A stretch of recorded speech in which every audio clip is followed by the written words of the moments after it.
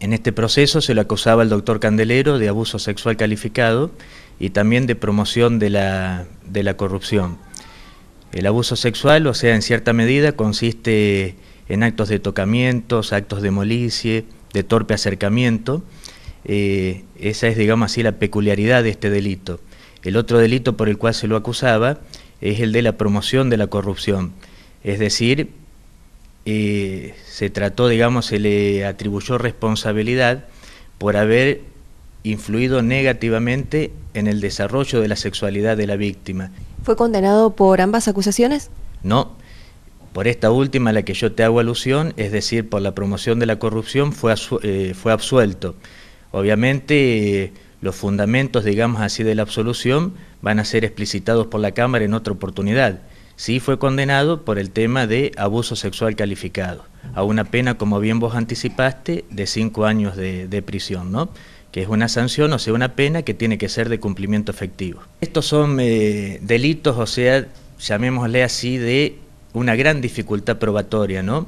Porque este tipo de hechos prácticamente ocurre en el más absoluto de los hermetismos.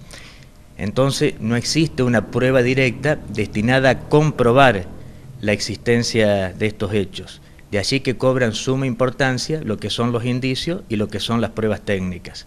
Acá se han rendido varias pruebas de corte técnico, periciales psicológicas, periciales psiquiátricas, se han reiterado también estos tipos de pruebas y bueno, en estas pruebas prácticamente estos expertos han llegado a una conclusión que es consecuencia lógica de los fundamentos que daban en su prueba de que los hechos denunciados, los hechos intimados verdaderamente han existido, ¿no? Bien, y estos 2 años, porque han pasado casi 2 años desde la detención, ¿son tenidos en cuenta? Exactamente, estos 2 años son tenidos en cuenta y... porque los tuvo en prisión efectiva también estos 2 años. Sí, exactamente, era una prisión, o sea, pero en este caso una prisión preventiva, que tiene una finalidad meramente cautelar, ¿no? En ningún caso la prisión preventiva debe interpretarse como que sería un anticipo de la pena. Sin embargo, una vez que sobreviene una sentencia de condena, el lapso de prisión preventiva se tiene en cuenta a los fines, digamos así, de restárselo al plazo o al tiempo de condena, digamos así, establecido, ¿no? Bueno, más allá de la condena y de lo que nosotros como medios de comunicación podemos transmitir sobre los hechos, también hubo una condena social en esta situación, algo que ha generado también que los medios de comunicación tengamos mucho cuidado al poder transmitir este tipo de hechos. Yo creo que eso es lo primordial en este tipo de hechos, ¿no? Lo que vos dijiste, el cuidado que hay que poner en cuanto a la difusión de la información, la prudencia que hay que exhibir en lo que concierne al manejo de estos hechos. ¿Por qué? Porque este tipo de hechos, cuando están involucrados de por medio temas que tienen, digamos, una alta connotación sexual, es como que incita mucho al morbo de la sociedad.